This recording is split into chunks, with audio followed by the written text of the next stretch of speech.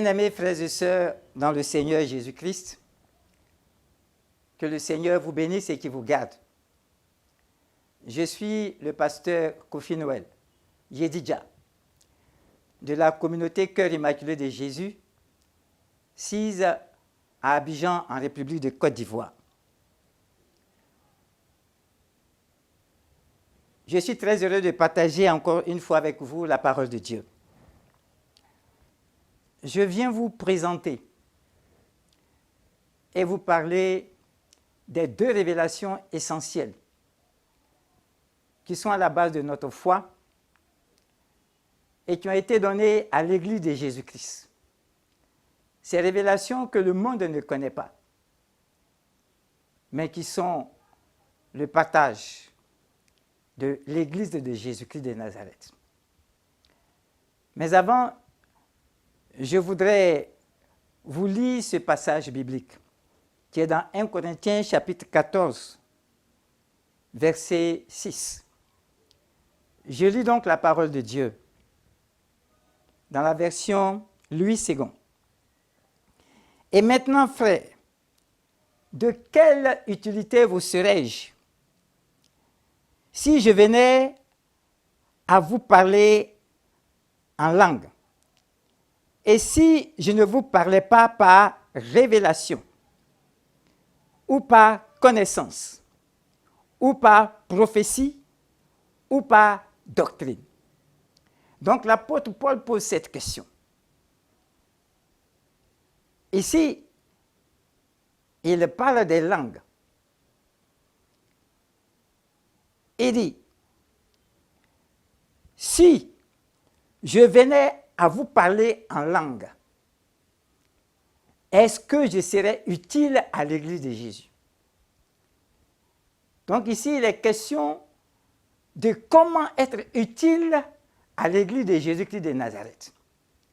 La personne qui parle en langue s'édifie elle-même. Or, il nous revient, en tant que responsable d'Église, d'édifier le peuple. Et c'est en cela que l'apôtre Paul dit que pour être utile à Dieu, pour que nous puissions être utiles à l'Église de Jésus-Christ, il faut que nous parlions par révélation, par connaissance, par prophétie et par doctrine. 4 choses. D'abord, la révélation. Il s'agit de la révélation de Jésus-Christ, de tous les mystères, de toute la connaissance qui est dans ce mystère de la révélation de Jésus. Donc, nous tirons, deuxièmement, notre connaissance en tant qu'enfant de Dieu de la révélation de Jésus et non de la philosophie humaine. Troisièmement, c'est lorsque notre connaissance est fondée sur la révélation de Jésus-Christ que nous pouvons parler par prophétie, c'est-à-dire de la part de Dieu. Et c'est donc en parlant de la part de Dieu, conformément à la connaissance qui est liée à la révélation de Jésus-Christ, que nous pourrions alors donner ce qu'on appelle la saine doctrine à l'Église. Cela est très important. Pourquoi? Parce que toute la révélation, la Bible, commence par une révélation. Et donc, l'objet de cet entretien, c'est de vous présenter pourquoi la Bible a été écrite. Quel est l'objet de la Bible? Si je sais pourquoi la Bible a été écrite, alors je pourrais chercher à chaque fois que je fais une lecture, je vais chercher à retourner en arrière pour savoir est-ce que cela correspond à la révélation pour laquelle la Bible a été écrite. Dès les premières déclarations, Genèse chapitre 1, verset 1, il a dit, « Au commencement, Dieu créa les cieux et la terre. » Donc la Sainte Bible affirme que Dieu est le créateur des cieux et de la terre. Révélation du Dieu créateur. Ce n'est pas par le hasard que toute chose a été créée. Il y a un Dieu créateur. Et ce Dieu-là, je prends l'expression que nous disons tous, Dieu merci. Et donc ce Dieu-là, Dieu merci, a mis dans la conscience de l'homme la notion de Dieu. Ainsi donc, dans toutes nos langues, le mot Dieu existe. On ne nomme pas ce qui n'existe pas. Que cela soit physique ou non physique. On ne nomme pas une conception dont on n'a pas conscience. Et donc, Dieu a mis en chacun de nous la notion de Dieu à travers nos langues. Ainsi donc, celui-même qui s'est dit athée, il arrive des moments où il lève les yeux au ciel et il dit, mais, et Dieu, ou tout simplement, Dieu merci. La deuxième révélation, c'est la révélation que ce Dieu-là, il est bénisseur. Il est le Dieu de la bénédiction. Mais le Dieu d'une bénédiction spirituelle. Parce que ce Dieu-là, il va nous révéler qu'il a créé l'homme avec de très bonnes intentions. Que l'homme vive pour toujours dans un paradis dont ce Dieu a toujours eu pour nous des projets de paix, de bonheur, de prospérité et de vie éternelle. Il se trouve que ce Dieu-là, dans sa parole qui est la Bible, la Sainte Bible, il nous révèle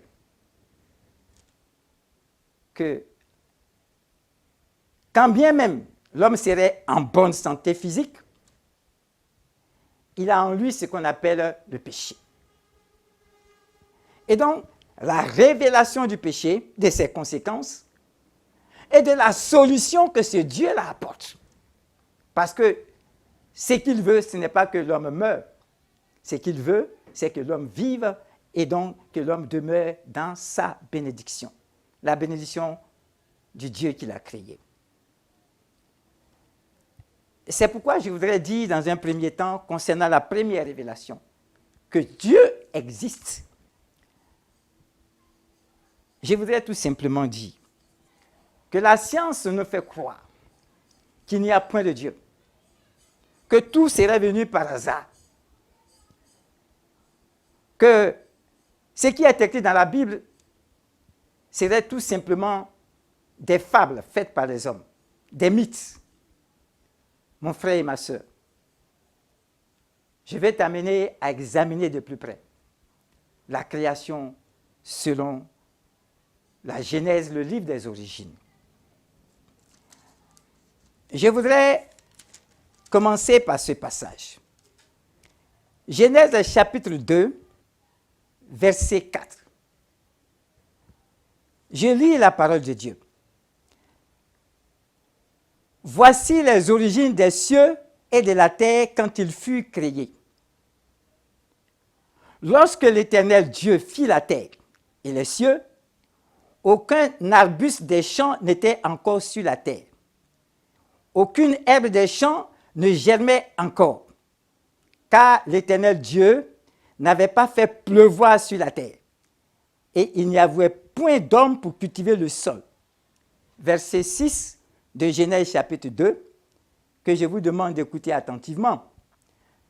Mais une vapeur s'élevait de la terre et arrosa toute la surface du sol. Mais une vapeur s'éleva de la terre et arrosa toute la surface du sol. Donc, il y eut un temps où la terre ne portait pas d'arbre, aucune herbe. Mais de la terre sortait de la vapeur, et cette vapeur-là arrosa ou arrosait la surface du sol.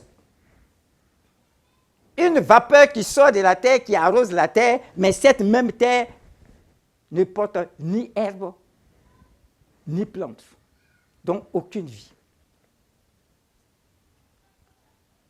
Et donc, quand la Bible dit, au commencement, Dieu créa les cieux et la terre, c'est comme s'il était écrit, au commencement, Dieu créa les cieux. Cette terre qui était aride, de laquelle sortait de la vapeur et qui arrosait la surface de cette terre-là faisait partie des cieux. Parce que les cieux représentent à la fois l'univers tout entier, les galaxies, les différentes galaxies qui composent l'univers que Dieu a créé, l'univers physique. Et donc cette terre-là, elle fait partie des cieux. Et puis,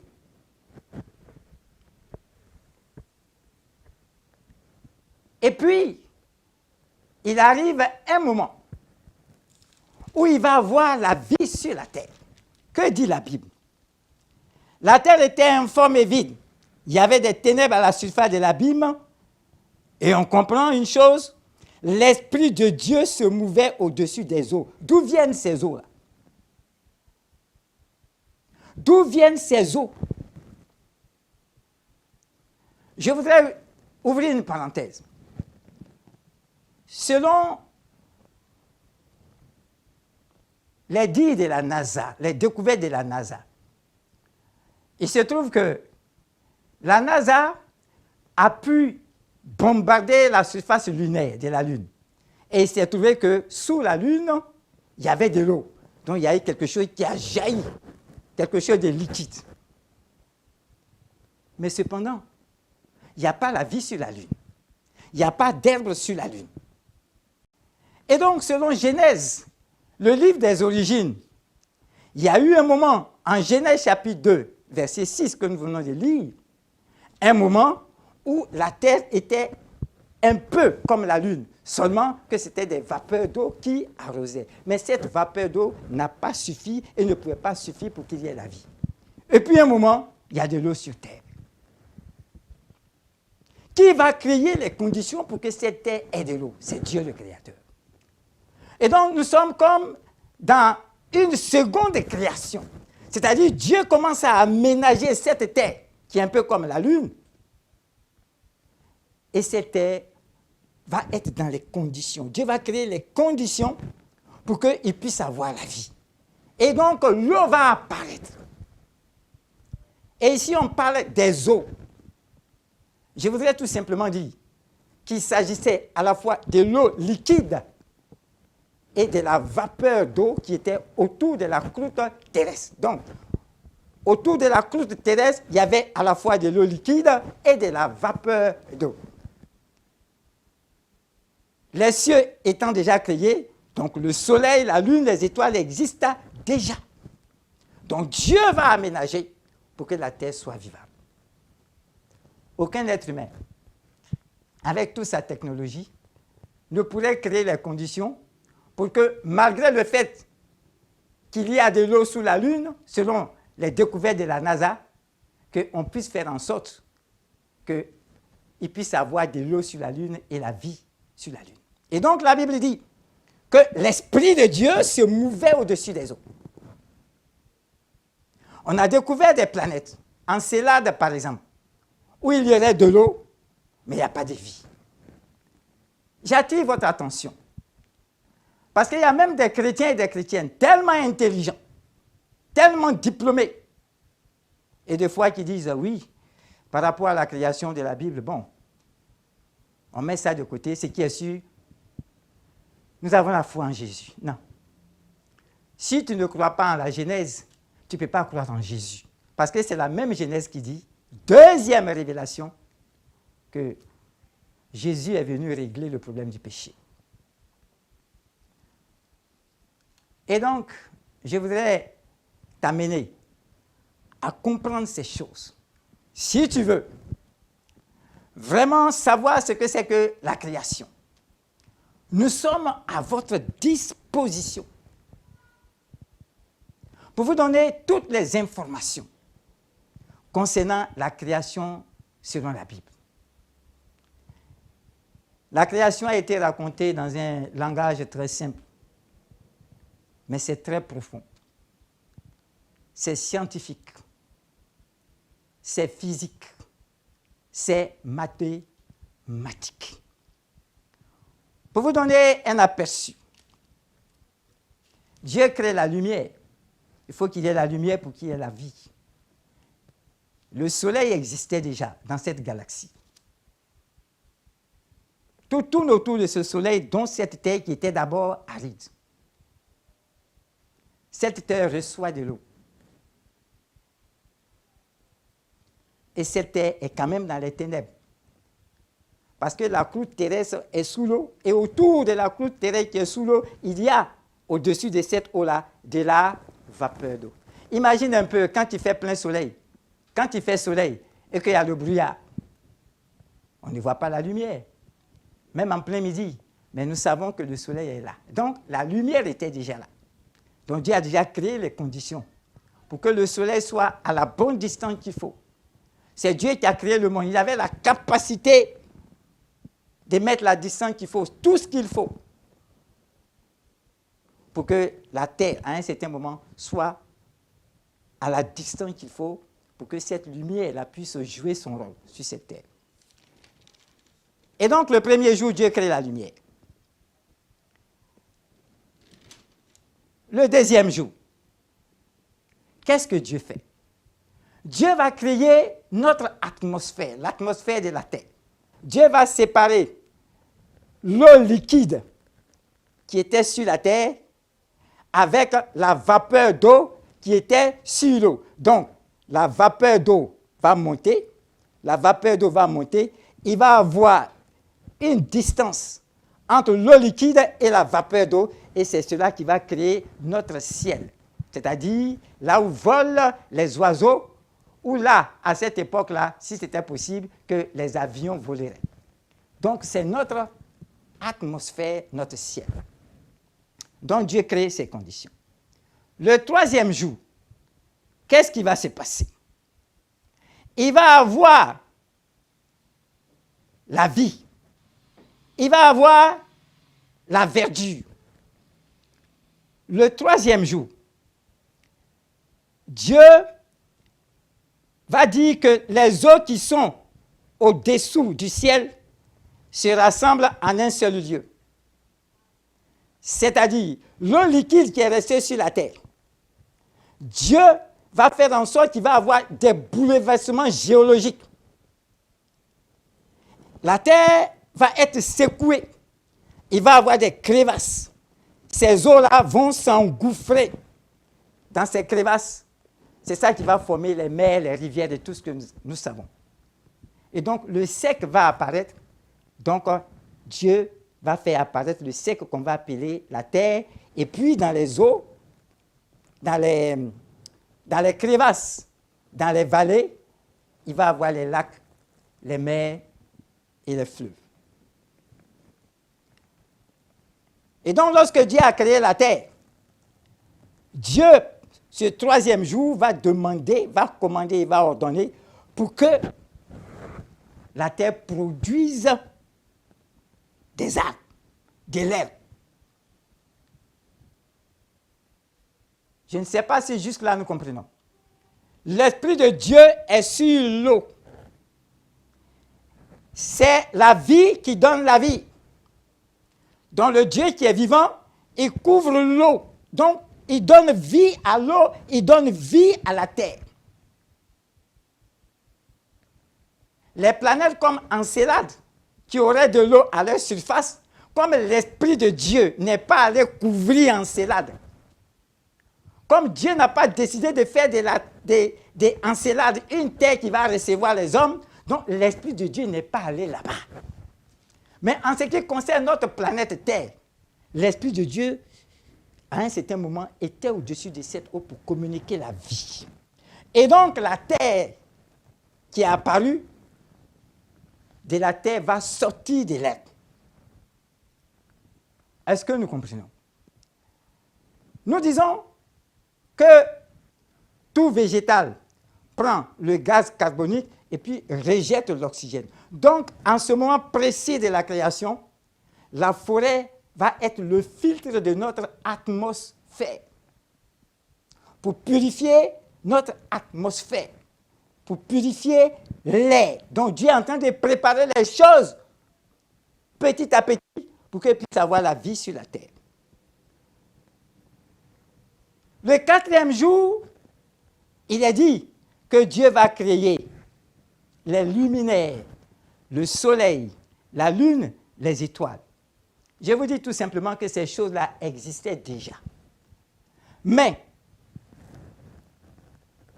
la vapeur d'eau créait une opacité telle que ni la lumière du soleil, de la lune, des étoiles, de tout ce qu'on veut, ne pouvait atteindre la terre. Donc, dans l'environnement de la terre, tout était sombre et ténèbres. Mais quand il y a eu la séparation de la vapeur d'eau avec l'eau liquide, cette vapeur d'eau-là s'est étirée. Donc, la couche est devenue mince. Comme aujourd'hui, il y a des couches de gaz qui protègent la terre. La Bible n'en parle pas, ce sont les hommes qui ont découvert cela, par la science et la technologie. Donc, s'il y a des protections des gaz autour de la terre, il faudrait bien qu'on accepte cette vapeur d'eau dont la Bible parle. Et donc, lorsque l'épaisseur de cette couche de vapeur d'eau s'est amincie, alors elle pouvait laisser passer les rayons du soleil. On pouvait voir de la terre le soleil, la lune et les étoiles. Et il y avait toutes les conditions qu'il faut pour qu'il puisse avoir les conditions de vie. 5e jour, il va avoir la vie. Dieu va créer les oiseaux. Dieu va créer toute espèce d'animal, parce que tout est propice à la vie. Dieu a déjà créé les conditions de la vie. Qu'est-ce que la science dit pour qu'il puisse avoir vie? Eau, lumière, je ne sais. Mais ce qui est dans la Bible est sûr. Dieu a créé toutes les conditions pour qu'il puisse avoir la vie. Le 6e jour, il va avoir les animaux. Création des animaux. Tout ce que nous connaissons comme animaux faisant partie du règne animal. Et c'est à la fin de ce processus de création que Dieu va créer l'homme à son image et à sa ressemblance. Je voudrais dire que quand la Bible dit un jour, c'est un jour de création selon Dieu. Ce n'est pas un jour de création selon les hommes. Ce n'est pas 24 heures. Le temps appartient à Dieu. La Bible dit au commencement. Dieu n'a jamais eu de commencement, il n'aura jamais de fin. Donc s'il y a un commencement, c'est par rapport à la création. Et Dieu va donner tous les éléments à l'homme pour que l'homme puisse calculer le temps. Le temps ne se calcule pas, mais Dieu va lui donner les moyens de repérage, de se repérer dans l'espace et dans le temps, en lui disant, lorsque le soleil se lève et se couche, c'est un jour. Lorsqu'il se couche 7 fois, c'est une semaine, ainsi de suite. Quand la lune apparaît, le croissant lunaire, et qu'il disparaît, ça fait un mois. Et tout cela, c'est dans la culture de tous les hommes. Parce que Dieu qui a créé l'homme a mis tout cela dans la pensée de l'homme. Et donc, frères et sœurs, sans entrer dans les détails, je voudrais tout simplement te dire, ne permet à aucun scientifique, à aucun mathématicien, à aucun philosophe de mettre en doute la parole révélée de ton Dieu. Parce que si Genèse est détruite, c'est que Dieu n'existe pas, c'est que Jésus n'existe pas, c'est que l'Église n'a pas sa raison d'être. C'est pourquoi je t'invite à mettre ta foi dans le Seigneur et à te dire que la révélation n'est pas le fait de l'homme. Malgré son intelligence et sa sagesse, l'homme ne peut connaître ce qui est caché.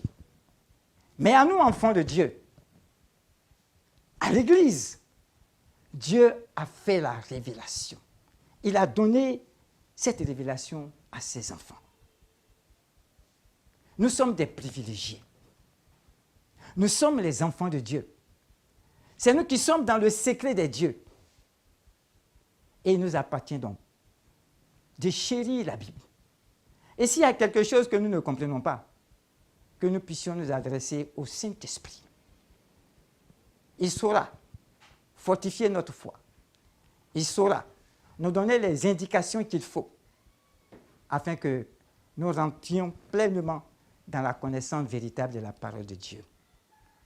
Frères et sœurs en Christ Jésus, prochainement, nous parlerons de la deuxième révélation, qui est la révélation du salut que Dieu nous apporte après que l'homme ait péché. Nous allons donc définir ce que c'est que le péché. Pourquoi nous mourons? Qui est Jésus? Pourquoi la bonne nouvelle? Qu'est-ce que c'est que la bonne nouvelle? Pourquoi l'Église a été créée? Quel est l'enjeu de l'Église? Pour que tous, nous puissions, conformément à ce que Jésus-Christ a dit, lorsqu'on met la main à la charrue, on ne regarde pas en arrière. Pour que nous ayons de la joie à étudier la parole de Dieu, dans l'humilité, sans dire, non, de toute façon, dans mon église, nous recevons des enseignements, ça me suffit. Non. Dans l'humilité. Prenons rendez-vous.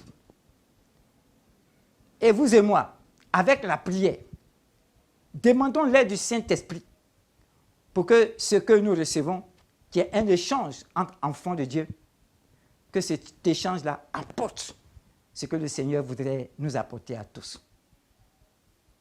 Parce que la mission que le Seigneur nous a donnée, c'est d'unifier le corps du Christ.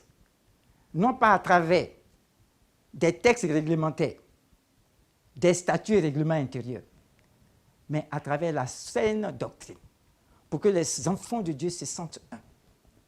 Et que chacun et chacune dans sa communauté puisse connaître parfaitement le Seigneur et puisse servir parfaitement le Seigneur et puisse se mettre dans les œuvres que Dieu a préparées à l'avance pour que nous puissions les accomplir avec l'aide du Saint-Esprit pour la gloire de l'Église de Jésus-Christ.